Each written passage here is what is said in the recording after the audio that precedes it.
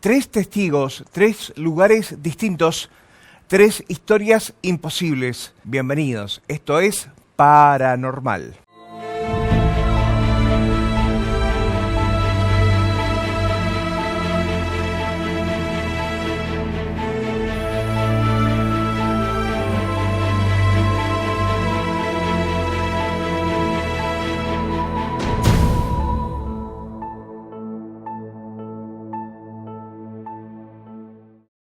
Hace poco tiempo, Omar Carrasco, un empresario de la provincia de Mendoza, contó que estuvo parado con un amigo debajo de un ovni aproximadamente 2 horas. Exactamente, es feriado y nos vamos a dar un lujo. Hace varios meses ya, no me acuerdo qué noticia comentamos, creo que fue cuando la Fuerza Aérea de Estados Unidos desclasificó documentos sobre los extraterrestres, y me escribió alguien de Mendoza, una persona conocida, habitual referente cuando hablamos de temas de producción. Estoy hablando de Omar Carrasco, que es el titular de la Unión Frutícola, ¿no? La Cámara de los Frutícolas de Mendoza. Bueno, Omar me escribió y me contó que había tenido algunas experiencias. Yo la verdad, yo creo que las personas criadas en el mar o en la montaña tendemos a creer en estas cosas, porque aparte, si cree Obama, que fue presidente de Estados Unidos, ¿por qué pensar que estamos solos en el universo? Si el universo es casi inabarcable, ¿por qué pensar que estamos solos? Bueno, hay personas en la Argentina, varias, que han sido referentes, que han contado experiencias. Hay personas en el mundo. HBO hizo una serie hace muchos años, unos 20 años, Taken, una serie maravillosa. Bueno, hay montones de películas. La verdad que la vida extraplanetaria es un atractivo enorme para el ser humano, por la curiosidad, por el morbo, por saber.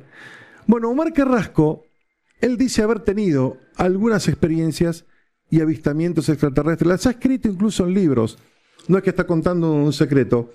Omar, buen día, Montacuto, y aquí por este lado. ¿Cómo te va? Buenos días, ¿cómo están ustedes? ¿Qué siente una volando? Volando. ¿Qué siente una persona como vos que dice haber tenido alguna experiencia cuando aparece Barack Obama y dice, puede ser? Bueno, es importante para uno porque no solamente es un loco el que está en la Tierra, sino que somos varios.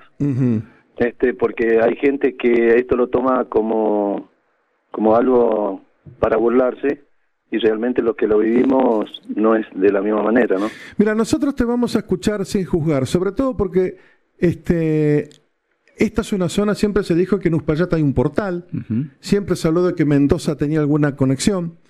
Yo viví muchos años en Puerto Madryn, donde hay uno de los avistajes más famosos del mundo, de la historia de los ovnis en el mundo, y de hecho la foto de ese avistaje estaba en la serie FX, en una de las escenas que están en un bar. En el bar está colgado el cuadro con la escena en Punta Loma, donde ahora acaba de desaparecer esta piba. ¿A vos qué te pasó, Omar? Bueno, en el año 78, con mis 18 años, estábamos con un grupo de amigos. Mi padre estaba haciéndonos un asado. Alguien que no creía que existían seres de otros lados del universo, ¿no? Sí. Era mi padre. Pero resulta que él nos llamó porque empezó a ver algo que era fuera de lo común. Fuimos y vimos algo suspendido, digamos, arriba de un árbol. Giraba en movimientos bastante raros. Y nos fuimos con un amigo y nos pusimos abajo de donde estaba la nave.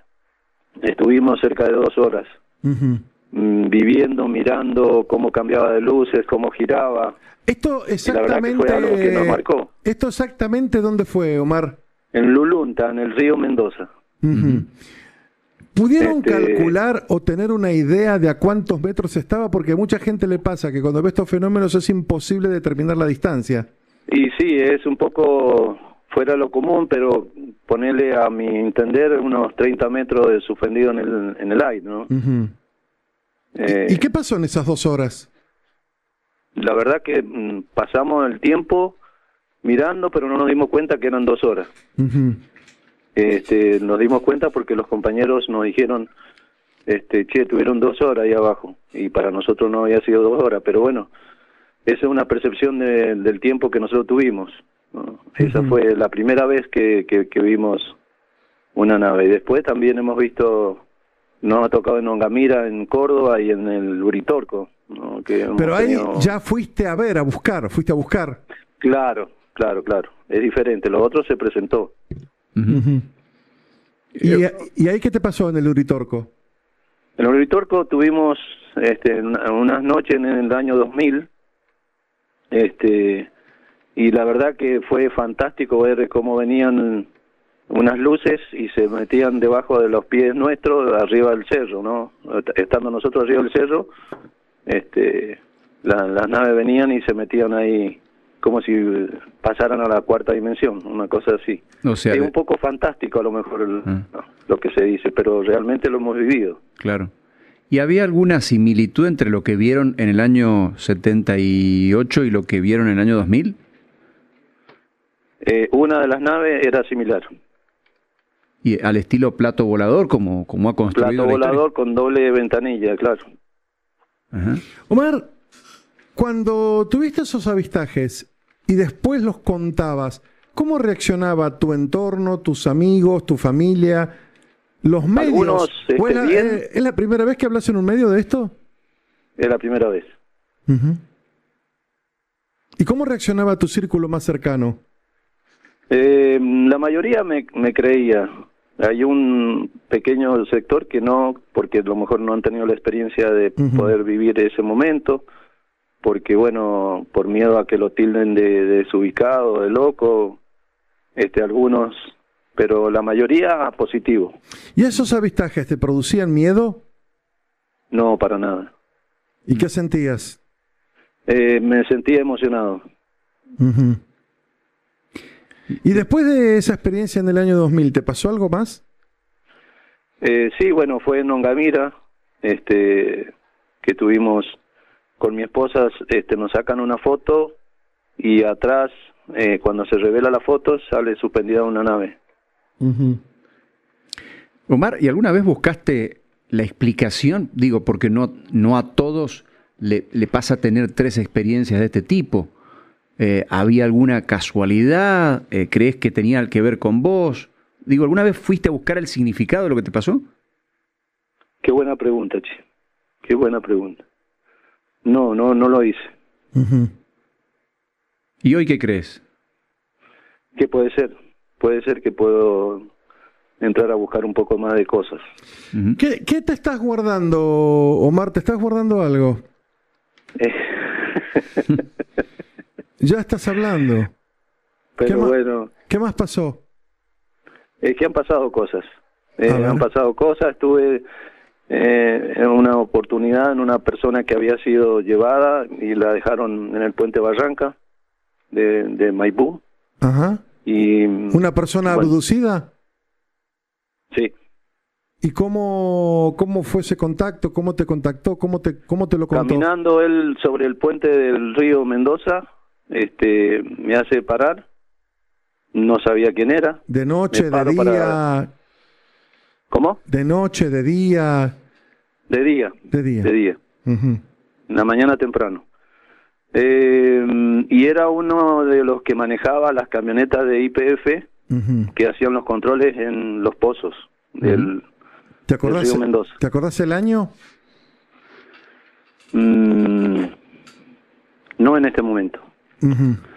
Pero bueno, el dato lo deben tener registrado la compañía YPF, porque hasta ese momento se utilizaba que una sola persona fuera en las camionetas a hacer los controles, y de ahí es que se decidió que fueran 2, así uno se quedaba en la camioneta, porque resulta que en la camioneta de él, cuando la fueron a ver, estaba andando todavía de la noche cuando se lo habían llevado.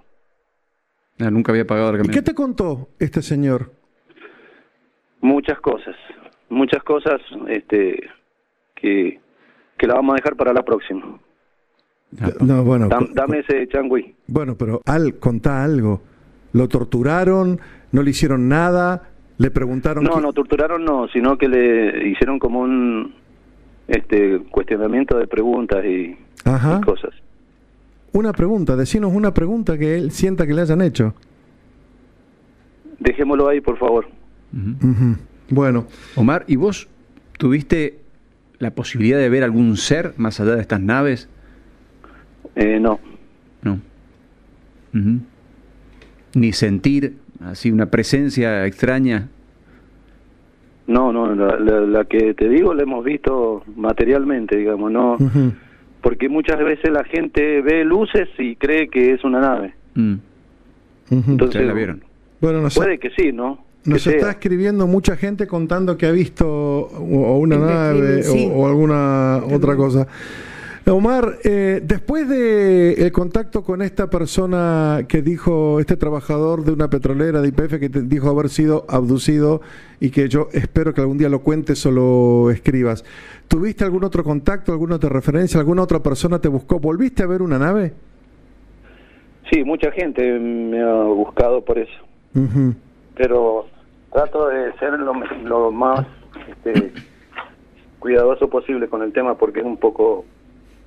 Sí, yo entiendo que es difícil, entiendo que mucha gente no cree, entiendo que se presta para la burla, entiendo todo, pero la verdad que nosotros escuchamos sin juzgar, como dicen ahora los pibes, queríamos conocer de primera mano tu experiencia. Bueno, nunca más te volvió a pasar, digamos, en los últimos 20 años no has visto. No he visto, pero sí me han contado, pero no lo puedo decir porque no he sido vivido directamente. ¿Y en qué zonas de Mendoza? Porque vos nombraste 2 incidentes ya en la zona de Barrancas. ¿En qué zonas de Mendoza tenés mayores referencias de que pudieron haber ocurrido cosas? Y acá en Ulunta se han visto muchas. Bien. Omar, gracias por tu testimonio. Te mandamos un abrazo fuerte. Gracias a ustedes. Disculpen por ahí si no les he respondido lo que me pedían. No te hagas problema. Al contrario, hay que tener para salir. La verdad que sí. Una más, porfa, rapidísimo.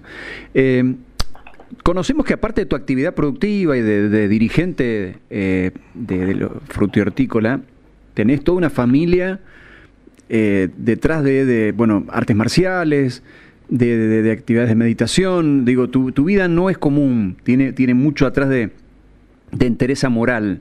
¿Tiene que ver con esto o por qué elegiste ese camino? Y es parte de eso. ¿Sí? En este momento estoy en la sede de Kung Fu, acá en Ulunta, donde la parte superior del tercer piso hay una pirámide grande, donde la utilizamos para la meditación, ¿no? O sea, quedaste marcado.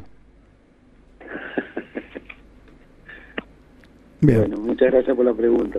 Omar, te mandamos un abrazo. 8:48 de la mañana. Omar Carrasco, dirigente de la Unión Frutihortícola de Mendoza, y un testimonio sorprendente.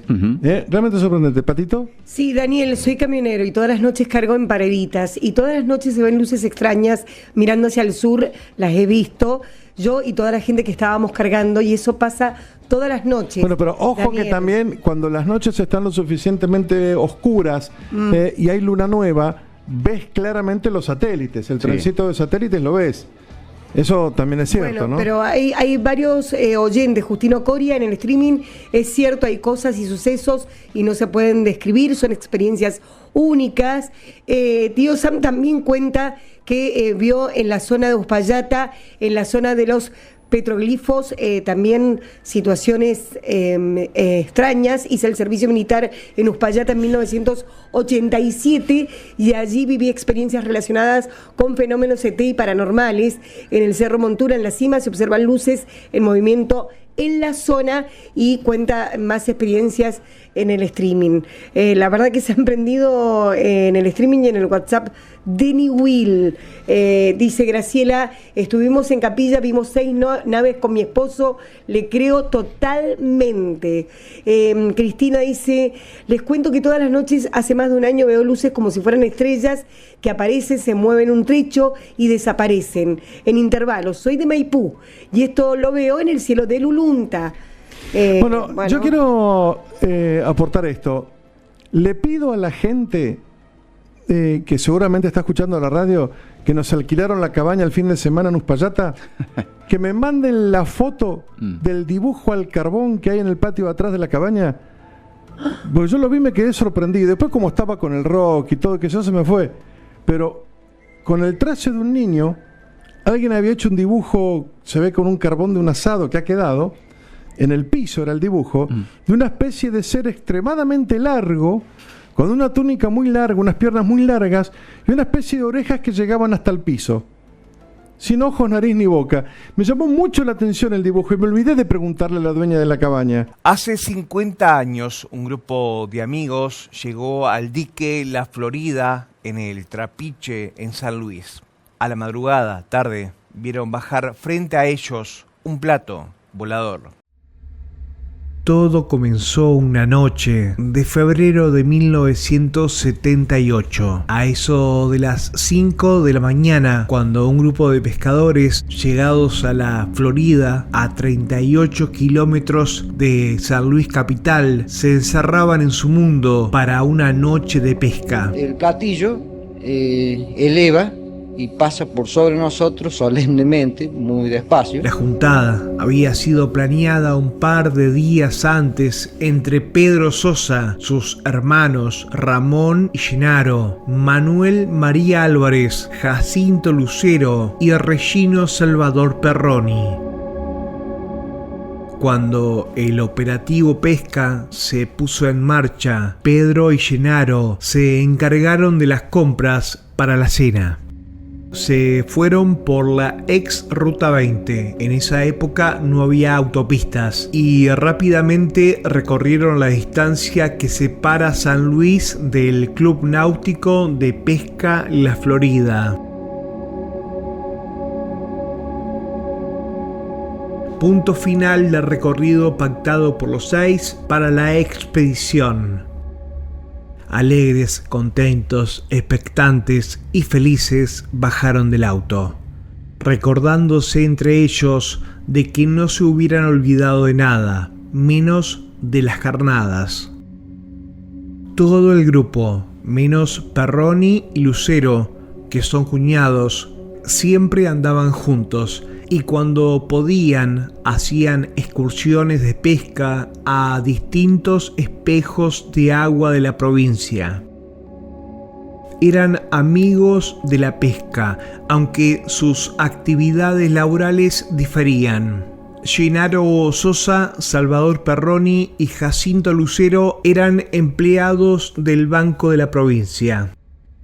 Pedro Sosa trabajaba en la Secretaría General de la Gobernación.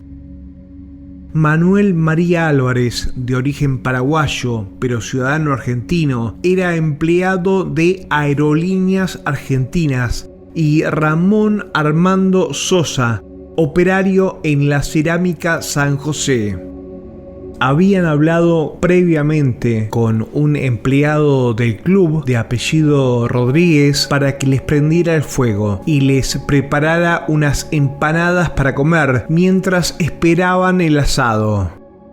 El fuego estaba listo y el paraguayo Álvarez se puso manos a la obra. Mientras tomaban un vino, los chistes y las anécdotas fueron y vinieron. Todo era normal. La previa, el viaje, las charlas, las tareas del criollo del lugar y los preparativos. Por eso, el relato va adquiriendo veracidad de los hechos. No era tarde cuando terminaron de comer un asado y las empanadas. El reloj marcaba un poco más de las 0:30 horas cuando comenzaron a preparar los aparejos de pesca. Cada uno en su mundo, y era mejor que nada les faltara porque era muy complicado volver. La balsa de Perroni tenía el espacio y las comodidades suficientes para recibir al experto y entusiasta grupo. Así, una vez que todo estuvo listo, emprendieron la navegación rumbo a un lugar conocido como La Rinconada, bien al sur del dique, donde hay una profundidad de unos 50 metros. al tiempo que el viento norte ayudaba y acortaba rápidamente las distancias. Pero no pudo ser. El oleaje era muy intenso y alcanzaba una altura poco frecuente, por lo que decidieron cambiar el rumbo para hacer la pesca un poco más apacible. La suerte no era la mejor compañera esa noche. Cambiaron de balsa. Usaron una de un amigo que hacía mucho que no era utilizada, la Niña. Pero como no había pique, después de un intercambio de opiniones y de un tiempo prudencial, Jacinto Lucero, Ramón y Genaro Sosa se fueron a dormir. Eran aproximadamente las 3 de la mañana. Pedro Sosa y Álvarez tiraban líneas tras líneas buscando el mejor pique. En tanto, Perroni, que no paraba de hablar bajito para no espantar a los peces, estaba en la otra punta de la balsa, al lado del motor. Desde su lugar tenía un mejor panorama de lo que acontecía en la balsa y veía como 3 de sus amigos se acurrucaban para dormir al tiempo que ellos buscaban abrigos. La noche, que no era de las mejores, comenzaba a ponerse fría. Solo pescaron un par de pejerreyes y varias carpas.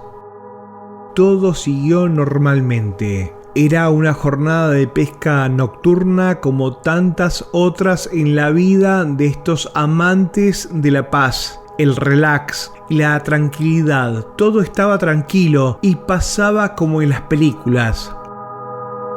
En el cielo, y como jugando entre los cerros, la luna se mostraba más blanca que nunca y se repetía en el agua, y como tantas veces, las olas sacudían la estructura de la balsa del amigo ausente. La temperatura había bajado unos grados y se notaba. El amanecer no estaba lejos. La embarcación se mecía suavemente. Alguna que otra ráfaga del intrépido viento norte hacía girar las líneas y había que estar atentos para que no se enredaran entre ellas. Álvarez y Pedro Sosa dialogaban entre ellos para ver qué plomo, carnada, anzuelo o boya ponían. Por ahí el lamento de un ave nocturna o un aullido de un cimarrón en la costa rompían la paz y la monotonía. De repente todo cambió.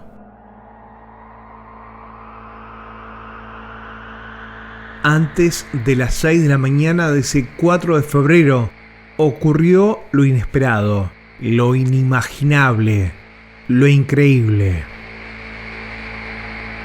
La noche se transformó en un caos. Los gritos, la desesperación y la sorpresa generó estupor y pánico.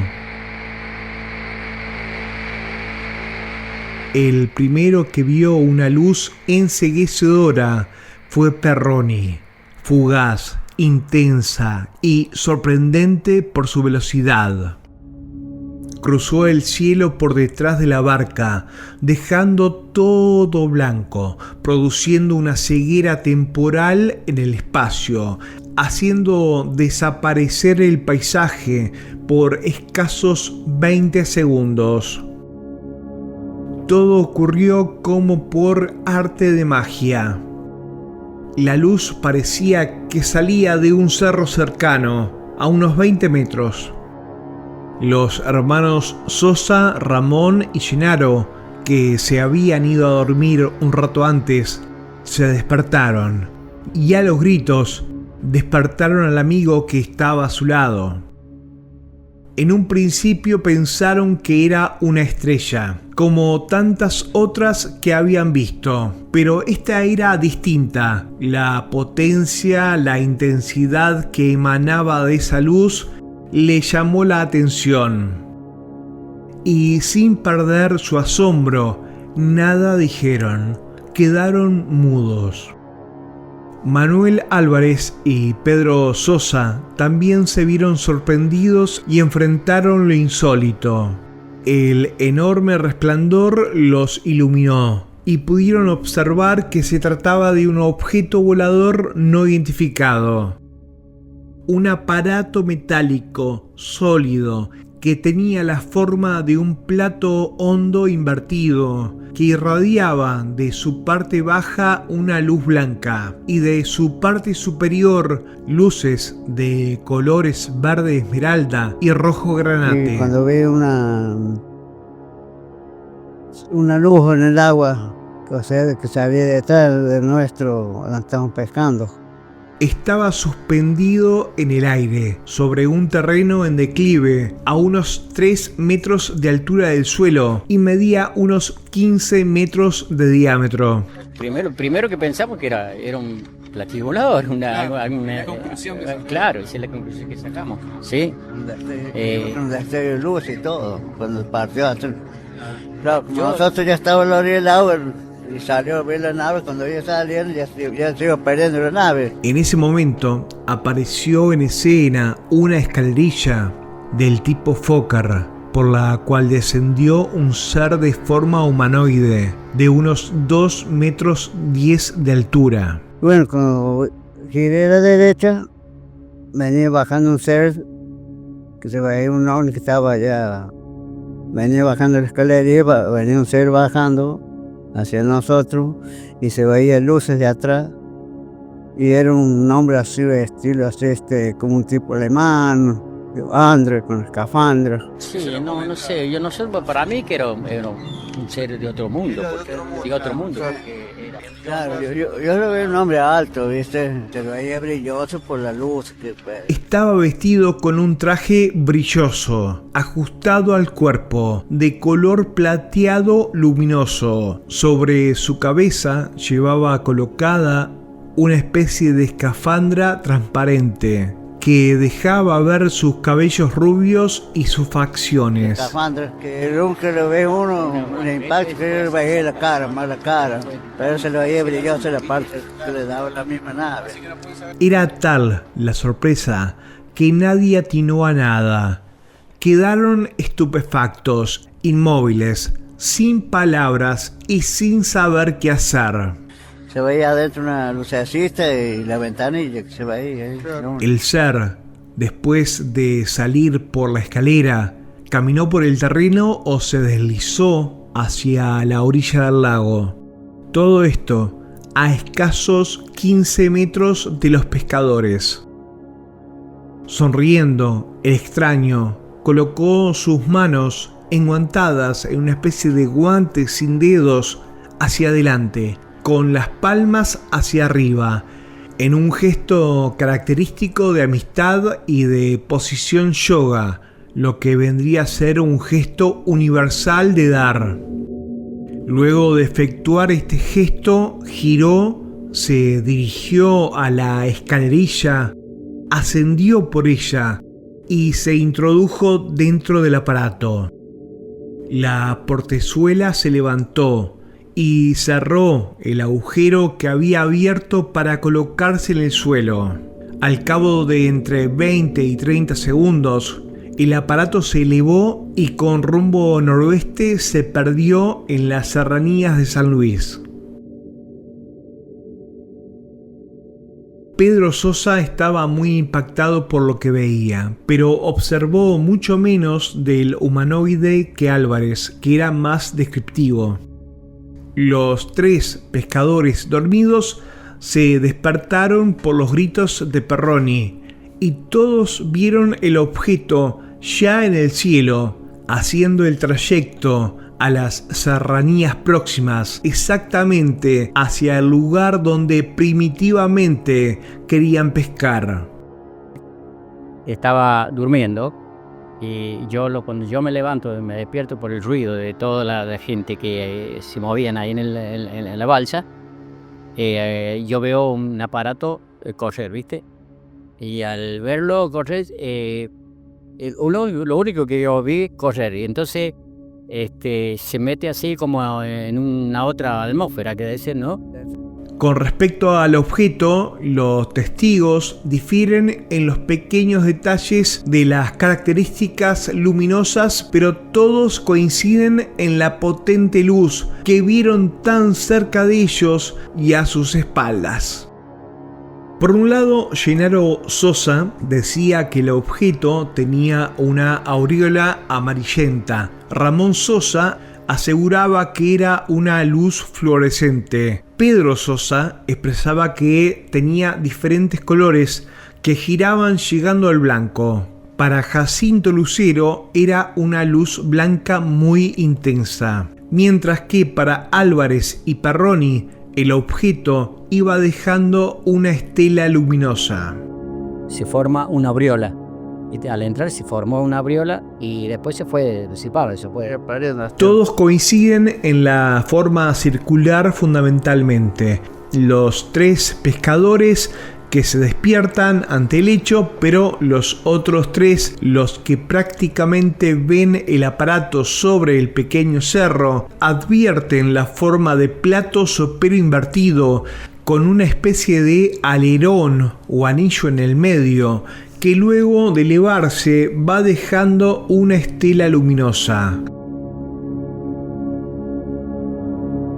Todos coinciden en que el ovni continúa cuando está en el cielo sobre las montañas en un ángulo de 45 grados con respecto al horizonte, hace un medio looping para desaparecer.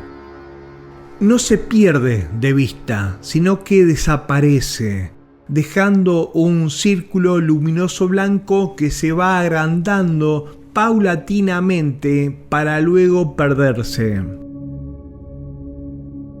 Regino Salvador Perroni aportó una evidencia francamente muy interesante para la investigación. El aparato hace el medio looping y se mete en una alcancía. Nosotros lo que vimos fue cuando el platillo chupa la luz, el platillo eleva y pasa por sobre nosotros solemnemente, muy despacio, sin ningún tipo de ruido. La panza del platillo es color plomizo. Al salir de la bahía toma velocidad hasta el centro del dique. En el centro del dique se estaciona, en el medio del dique. Luego se eleva muy rápidamente sobre las montañas que dan al frente del Club de la Florida, muy alto, es decir, alto sobre las montañas, y se forma una aureola alrededor del plato. El plato queda en el medio, forma la aureola y se mete como en una alcancía. Desaparece el plato y queda la aureola. Después se dispersa la aureola. Ahora, ¿qué pasó? No sé. En ese momento había un señor encargado del Club de la Florida, estaba en ese momento un señor Bustos, creo que era. Le pregunté al señor Bustos y me dijo que él no había visto nada, pero que había ocurrido algo insólito, que las ventanas y las puertas que estaban por colocarse en el, digamos, en el esqueleto que se había hecho del club, de una pared ya estaban con vidrio, todo, es decir, un peso tremendo, habían volado hacia la otra pared, es decir, se rompieron todas. Este incidente contó con el apoyo investigativo de la policía de la provincia de San Luis, a cargo de, por entonces, del teniente coronel Raúl Benjamín López, quien firmó el primer comunicado oficial de la caminata de un tripulante de un ovni, representando a la policía provincial y al ejército argentino. Una de las más grandes satisfacciones de mi vida la tuve con aquella declaración oficial de la caminata de un ser extraterrestre en el Trapiche, en el dique La Florida, una cosa que muy pocos argentinos lo conocen y realmente para mí ha sido un recuerdo imborrable. El caso, a casi 50 años, continúa siendo uno de los misterios más indescifrables que dio la ovnilogía mundial.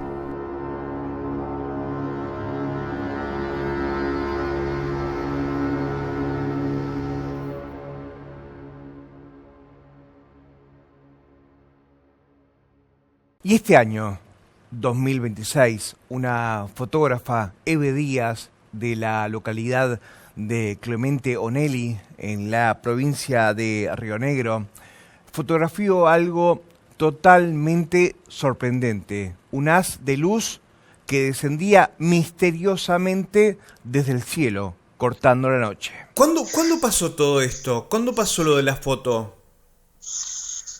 El domingo a la noche, el lunes ya vendría a ser lunes, a la madrugada. Ok, o sea, la madrugada del lunes a las 4 de la mañana, ¿no? Sí. Bueno, para la gente que conoce el lugar y que sabe y que conoce a Onelli, ¿en qué parte estabas parada? ¿En qué parte exactamente estaba parada vos? A la entrada del pueblo, ¿no? Siempre yendo para el lado de Comayo. ¿La luz dónde estaba ubicada? Sobre una lomita, siempre Sí. para atrás de la lomita, o sea, siempre para el lado izquierdo. Dale. ¿Y cerca de qué? ¿Cerca de qué la ubicarías vos? Si la tuvieras que ubicar, ¿dónde estaba? Pasa que por ese lugar donde se vio la luz no hay nada, es todo campo. Es todo Patagonia, desierto. Sí. Bueno, Sí, sí.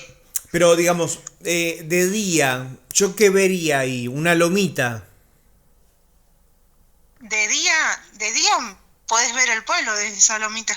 Ah, está bien. Entonces, vos estabas parada en la lomita. Yo estaba sobre el asfalto. Vos estabas en la a ruta. entrada del pueblo. Sí, Sí, vos estabas en la entrada del pueblo en la ruta. Sí, sí. Entre el pueblo y vos está la lomita esa. Está en la ruta, tenés que subir para arriba y está la lomita. Perfecto. ¿A qué distancia estabas vos de la lomita? Si te digo más o menos, quizás me equivoco, porque no sé cuánto hay de la ruta a la lomita. Pero ponele 100 Porque- metros, 200 metros, 1 kilómetro, más o menos. Y ponele que quizás haya 3 kilómetros y medio. Perfecto, 3 kilómetros y medio. A ver, entonces, lunes a la madrugada, 4 de la mañana, vos estabas parada sobre la ruta, en la entrada a Onelli, y entonces, arriba de la lomita apareció una luz. Sí. Bien, esa luz, Sí, que era como un reflector. y primero era una luz, como una luz chiquita que giraba y giraba. Bien, ¿una luz de qué color? Y de primero era un color medio rojo, así. Bien, perfecto. Después como que fue, no sé, como que fue cambiando de color. Esta luz giraba y vos dirías que giraba, por ejemplo, como gira la luz de la policía, o era una luz que giraba, no sé, en un movimiento. Hacía un movimiento como así en circular, así. Perfecto. ¿Y el tamaño de la luz? ¿Podés contarnos más o menos el tamaño de la luz? Era, no sé, como una lamparita, era como la luna, era la mitad de la luna. No, de primero cuando yo la vi era una luz chiquita que era quizás como el tamaño de la luna, pero un poco más chica. Después como que no sé si estaría muy lejos, o después, no sé, o después se agrandó, o después se acercó, no sé cómo explicarlo. Está bien. Porque después, Sí, es súper importante lo que estás contando, dale. y porque después, no, o sea, yo vi, pero vi una luz enorme, o sea, era grande. Bien. ¿Y esa luz, a qué altura estaba? Y estaba, de primero estaba arriba, como bien arriba, como que, Pero como que todo, como una estrella, como un avión, como un dron, ¿cómo lo definirías? yo diría que de primero iba como a la altura de un avión De un avión, perfecto. que cuando pasan los aviones, sí, y después como que como que a medida que yo miraba parecía iba bajando más. Y después cuando largó el rayo ese, solamente vi el rayo y después cuando quise mirar de vuelta ya no estaba. O sea, llegó un momento que esa luz estuvo baja, o sea, que no estuvo a la altura, Sí. que estuvo a unos metros, digamos. Sí, Cuando larga el rayo ese que vos contás, ¿a qué altura decís vos que estaba aproximadamente? uy, no sé cómo explicarle, pero estaba bastante bajo, o sea, porque, o sea, digamos que no es que tocaba la tierra, pero estaba un poquito más arriba, o sea, Está bien, o sea, nada. ya había bajado. Digamos, si yo miraba la luz ese día, como estabas vos parada, yo veía la luz y detrás veía los cerros, digamos. No veía cielo. Claro, Perfecto. Y en un momento, esa luz tira un rayo de luz. sí. Que ese rayo de luz, ¿cómo lo definís vos? ¿Cómo lo veías vos? Era o sea, era una luz súper blanca, como brillante así, que eso sí alumbró todo como un sector ahí de la parte de la lomita, alumbró todo ahí. Ujú. Y después cuando yo ya volví a mirar de vuelta ya no estaba. La foto que aparece en internet es un cuadro de tu foto, digamos. Es un recorte de tu foto original.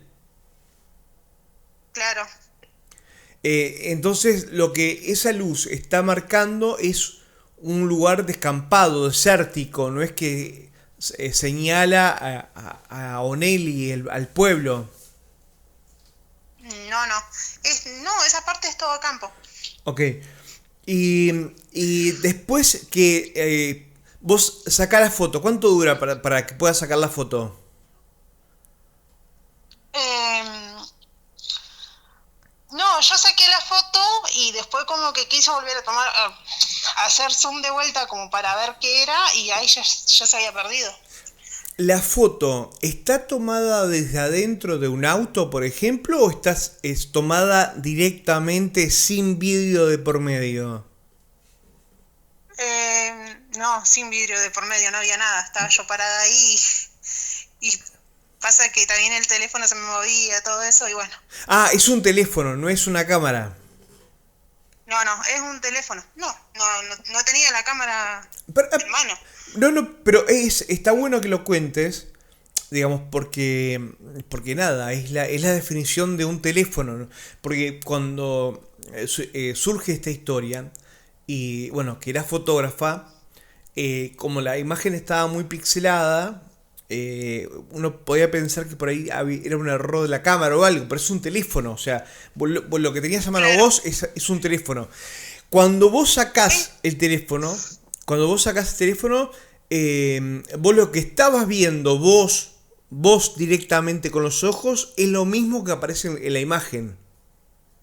Sí, Es lo mismo, ¿no? O sea, no hay, sí. no es que se haya movido el teléfono ni nada por el estilo, digamos, es exactamente lo mismo. Sí, es lo mismo. Lo que aparece en una foto es lo que yo vi. Ujú, ujú. Que era un rayo de luz blanco. Sí. Y la fuente de la luz, cuando vos mirabas arriba de la luz, ¿qué había? Alrededor tenía tipo un círculo, sí. Un círculo que, o sea, alrededor de, o sea, lo que emanaba esa luz era un círculo, decís vos.